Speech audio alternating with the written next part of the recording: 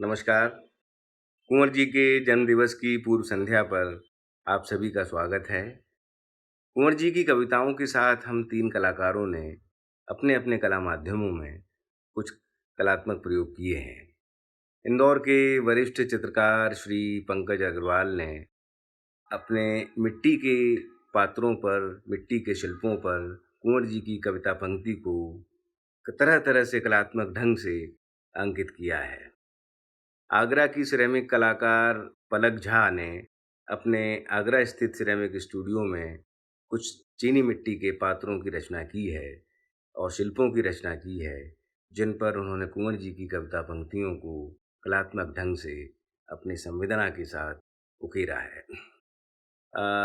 मैंने ceramic studio जो कि खुर्जा में है, वहाँ जाकर सिरेमिक माध्यम में कुछ चीनी मिट्टी के पात्र और शिल्पों को रचा है, जिन पर कुंवर जी की कविता पंक्तियों को लिखा है। साथ ही गाज़ियाबाद स्थित अपने चित्रकला स्टूडियो में कुछ कोलाज चित्रों की रचना की है, जिस पर कुंवर जी की कविता पंक्ति को अंग्रेज़ी और पोलिश भाषा में लिखा है। कुंवर जी के जन्मदिवस के मौके पर उन्हें याद करते हुए प्रस्तुत है हम तीनों कलाकारों की कुछ लघु फ़िल्में। धन्यवाद।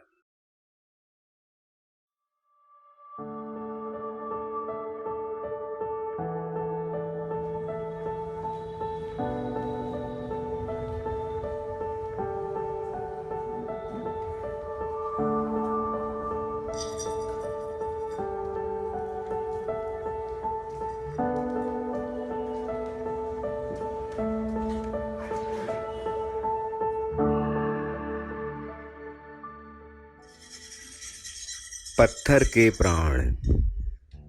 पहली चोट पड़ते ही पत्थर से ध्वनित हुआ आह।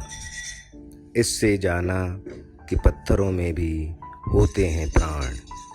कहाँ बसते हैं ये प्राण, यह जानने के लिए चोटें पहुँचाता रहा सदे हुए हाथों से मूर्तिकार। पूरी मूर्ति को एक शिला से काट कर बाहर निकाल लिया, तब जाना शिला के हृदय को जहाँ एक घाव बचा रह गया था। मूर्तिकार देख रहा था अपने लहूलुहान हाथों को।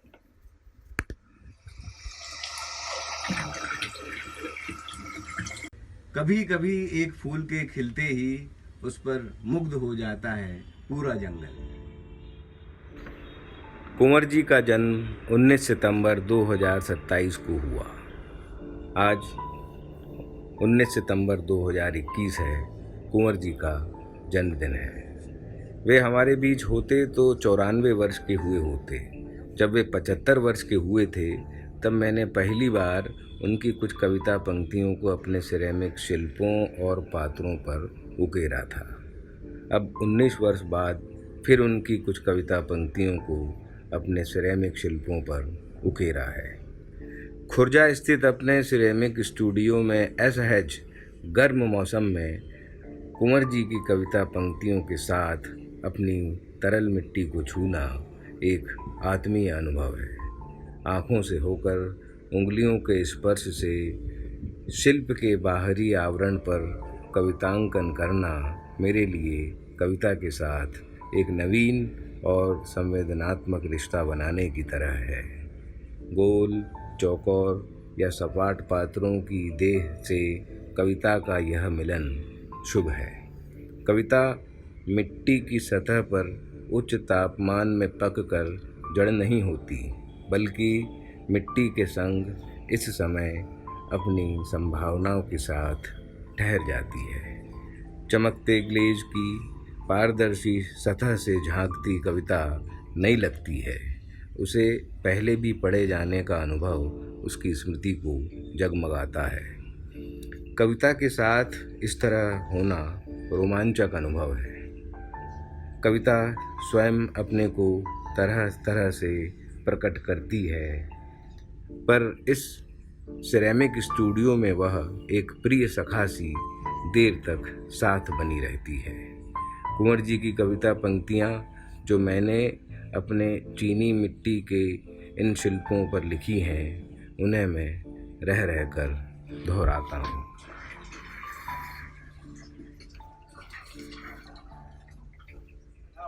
एक शून्य है मेरे और तुम्हारे बीच जो प्रेम से भर जाता है। कविता वक्तव्य नहीं गवाह है। अब की बार अगर लौटा तो मनुष्य तर लौटूंगा। छोटी छोटी संपूर्णताओं का एक अधूरा संग्रह पूरा जीवन। मैं अपनी अनास्था में अधिक सहिष्णु हूँ, अपनी नास्तिकता में अधिक धार्मिक।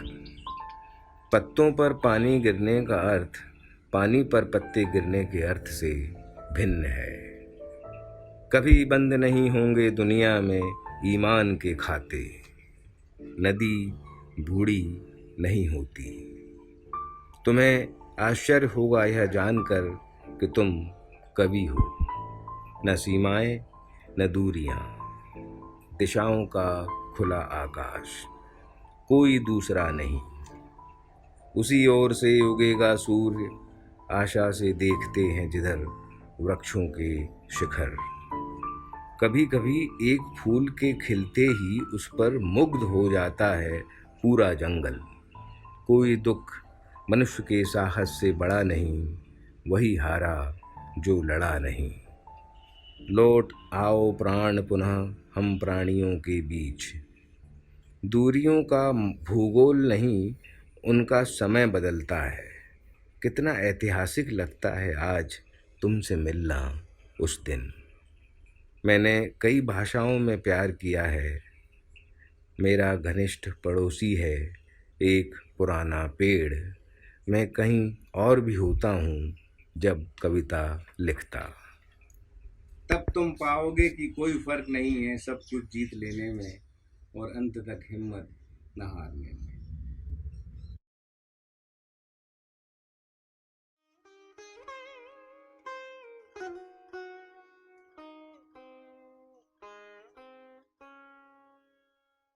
कुंवर नारायण जी को पढ़ना मेरे लिए गहन अनुभूति को प्राप्त करना है। उनकी कविताएं ही नहीं, उनका गद्य, उनके निबंध भी हमारे गहरे भावबोध को जागृत करते हैं।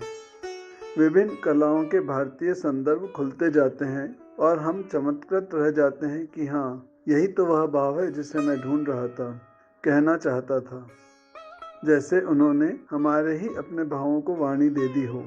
इस प्रकार वे कबीर की ही भांति हमारे मनोजगत का, भावबोध का अभिन्न हिस्सा बन जाते हैं। उनकी काव्य पंक्तियों पर शिल्प रचना मेरे लिए कठिन नहीं था, कारण कि मैं उनके काव्य से सीधे कनेक्ट करता हूँ और वे मुझे अपनी ही भावाभिव्यक्ति लगती हैं। यहाँ प्रदर्शित माटी शिल्प उनकी एक कविता से ली गई कुछ पंक्तियों पर आधारित हैं। एक दिन जिया एक शिलालेख, एक भित्ति चित्र, एक पुरा कथा, व्यतीत हुआ जैसे समय बिना अतीत हुए। मैंने इन काव्य पंक्तियों का अपने माध्यम माटी में अनुवाद भर किया है।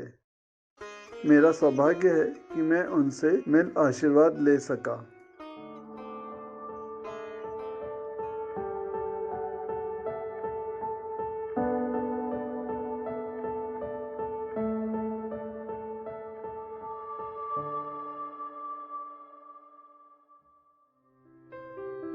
कुंवर जी का लेखन हम जैसे रचनात्मक लोगों के लिए अविरल बहती प्रेरणा स्रोत की वह धार है जिसमें डूबकर हम अपनी रचनात्मकता को निरंतर संवारने की कोशिश करते रहते हैं। मेरे लिए यह एक सुखद संयोग की तरह है कि मैंने कुंवर जी की कविताओं को पढ़ना और मिट्टी के अपने शिल्पों को गढ़ना लगभग एक ही समय में शुरू किया था। कुंवर जी की कविताओं के शब्द मिट्टी के अलग अलग आकारों के साथ जुड़कर एक नवीन शब्दाकार की रचना करते प्रतीत होते हैं। मैंने अपनी यह सीरीज़ जिसमें मिट्टी और कविता परस्पर संवाद कर रहे हैं, को लिरिकल पोट्री का नाम दिया है। पूछता है स्वयं से कुमार जीव, क्या बुद्ध के विचार दुनिया को बदल सकते हैं? मानो उत्तर देते हैं तथागत, जीने का ध्येय बदलते ही बदल जाता है जीवन। प्यार और करुणा से सोचें तो जीने का अर्थ बदल जाता है।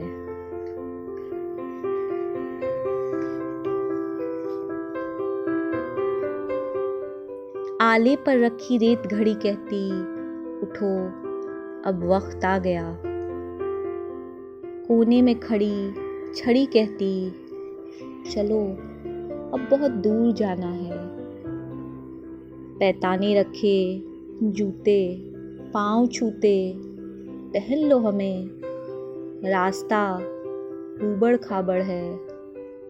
सन्नाटा कहता, घबराओ मत, मैं तुम्हारे साथ हूँ। यादें कहती, भूल जाओ हमें, अब हमारा कोई ठिकाना नहीं।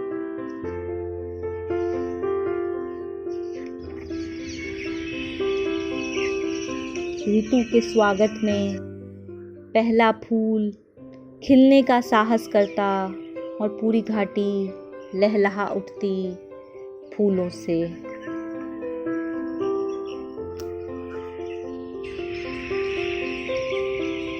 अपनी ही लड़ाइयों से थककर अपने घर लौटना चाहता है। अंत में हर सिपाही आराम करना चाहता है, एक पलंग बराबर जगह में, एक कोठरी के मुट्ठी भर साम्राज्य में।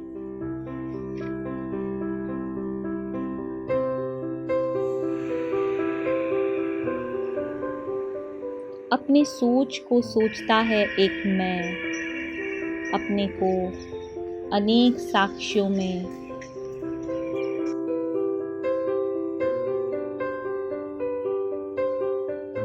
मुझे दो वसंत फूलूंगा, मुझे दो वर्षा भीगूंगा, मुझे दो शिशिर कांपूंगा, मुझे दो ग्रीष्म तापूंगा। कि कोई फर्क नहीं है सब कुछ जीत लेने में और अंत तक हिम्मत ना हारने में। कुछ नहीं में ढेर से नहीं के पहले जो जरा सा कुछ है वही सब कुछ है।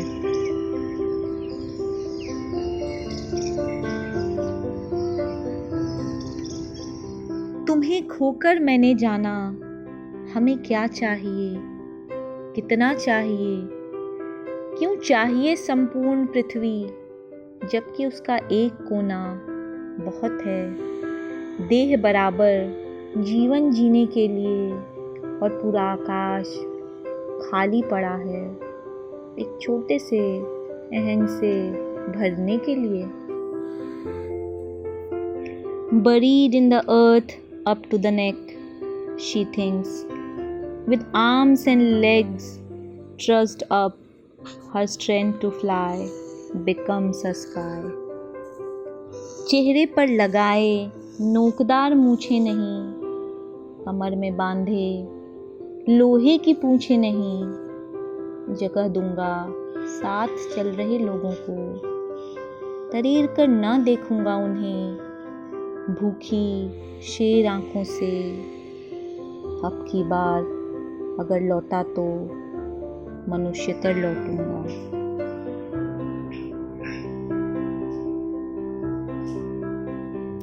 कविता एक उड़ान है चिड़िया के बहाने, कविता की उड़ान भला चिड़िया क्या जाने। और एक दिन इसी तरह बहते हुए कभी जंगल, कभी गांव, कभी नगर से होते हुए सागर में समा जाने को ढिठाई से कहेंगे कि नदी बूढ़ी नहीं होती। छोटी छोटी संपूर्णताओं का एक अधूरा संग्रह, पूरा जीवन। आना जबकि समय बहुत कम हो और अनंत पड़ा हो पाने को। मुझे बेहद जल्दी हो कहीं जाने की और एक अजनबी रास्ता बेताब हो मुझे ले जाने को। प्रियजन, मैं बहुत जल्दी में लिख रहा हूँ। हम हर घड़ी जल्दी से जल्दी पहुँचने की जल्दी में हैं।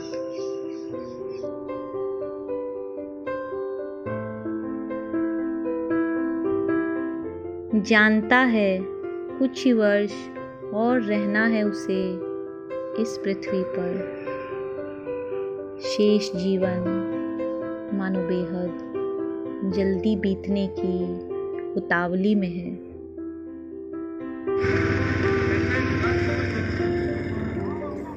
कभी कभी एक जिंदगी से ज़्यादा अर्थपूर्ण हो सकती हैं उस पर टिप्पणियाँ, एक प्रेम से ज़्यादा मधुर हो सकती हैं उसकी स्मृतियाँ, एक पूरी सभ्यता की वीर गाथाओं से कहीं अधिक सारगर्भित हो सकती है एक स्मारक की संक्षिप्त भाषा। बार बार चाही हुई चीज़ों को भरपूर पाकर भी उतना ही अतृप्त, हर क्षण समाप्त होते हुए भी उतना ही असमाप्त।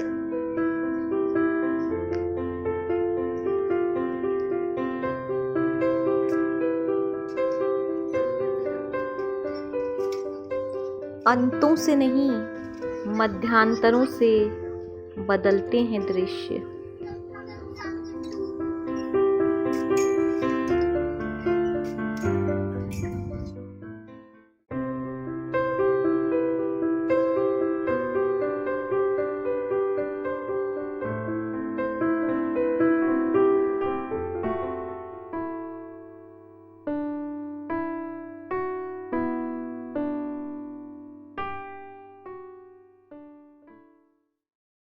Historyczne odległości. Dobrze pamiętam. Wtedy trzeba było 13 dni, aby przeciąć pociągiem połacie Syberii i z Moskwy dotrzeć do Pekinu. Teraz, aby tyle przejechać, potrzeba zaledwie 7 dni. Samolotem nawet mniej niż 7 godzin. W dawnych czasach zajmowało to lata. To nie świat odległości się zmienia, tylko ich czas. Jakże historyczne wydaje się dziś spotkanie z Tobą tamtego dnia.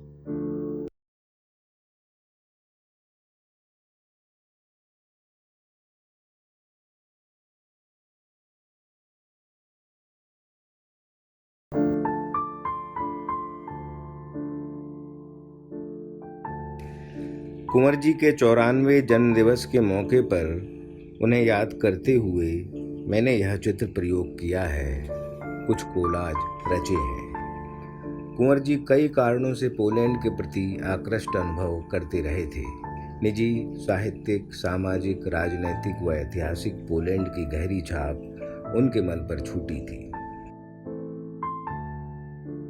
इतना कुछ था दुनिया में, इतना कुछ था इस दुनिया में, लड़ने झगड़ने को, मारने मरने को, पर ऐसा मन मिला कि ज़रा से प्यार में डूबा रहा और जीवन बीतता रहा।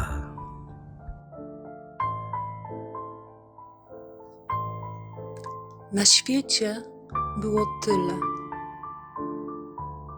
Na świecie było tyle tego, o co można się bić, za co można zabijać i umierać.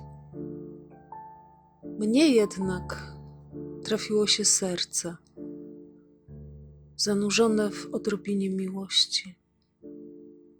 a życie płynęło.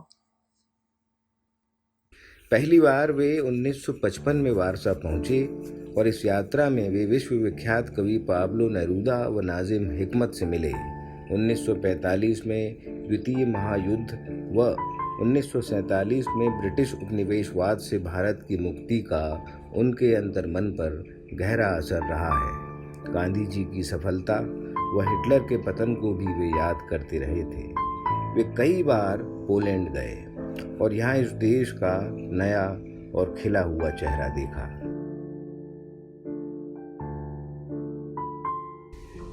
ऐतिहासिक फासले।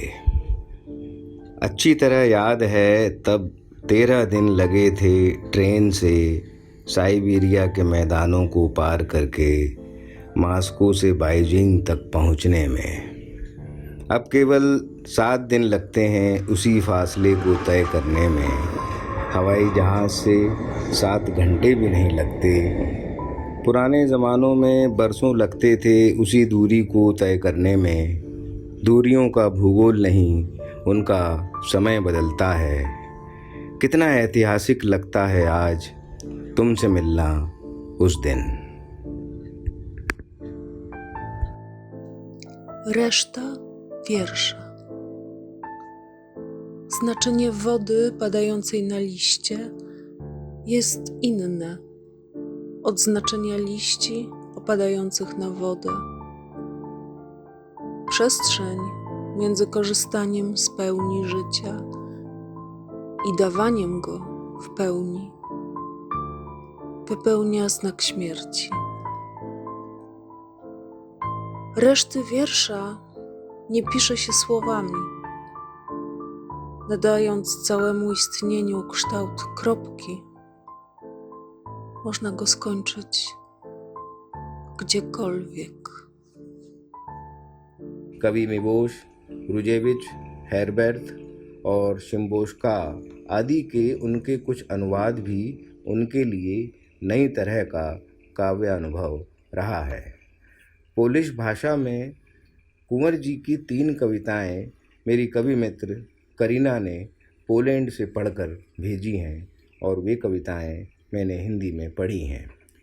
वारसा की जिस ब्रिस्टल होटल में वे अपनी कविता के साथ उपस्थित थे, उसी जगह 2 वर्ष पूर्व मेरे चित्रों को भी दिखाया गया व संग्रहित किया गया है। मैं उन जगहों, उन शहरों से गुजरा हूँ जहाँ कुंवर जी रहे हैं। पोलैंड मेरे लिए चित्रकला, सिरेमिक कला, लोक कला, संगीत व कविता का तीर्थ है, जहाँ की मिट्टी मुझे अपनी मिट्टी महसूस होती है। इन छोटे कोलाज चित्रों को बनाने के लिए पोलैंड में छपे मानचित्र की कतरनें मेरे चित्रों की भूमि है, जो नेपाली राइस पेपर की हल्की पारदर्शिता में दिखाई देती है। इस भूगोल पर पीपल के पत्ते की उपस्थिति मुझे बुद्ध की उपस्थिति का एहसास कराती है तथा इन चित्रों में चित्रित रंगीन स्याही से उभरी रेखाएं कोई पोलिश लोकगीत की ध्वनि की तरह सुनाई देता है। अपनी देसी भारतीय दृष्टि से यूं मैं अपने ही घर में रहते हुए पोलैंड की मिट्टी की महक और स्पर्श महसूस करता हूँ। इस रचनात्मक अनुभव में कुंवर जी की कविता मेरे जीवन और चित्र में एक महत्वपूर्ण उपस्थिति है।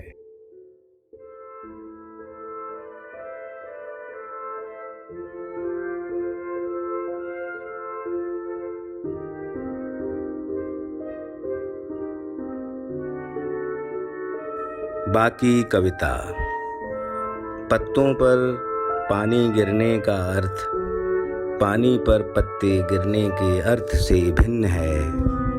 जीवन को पूरी तरह पाने और पूरी तरह दे पाने के बीच एक पूरा मृत्यु चिन्ह है।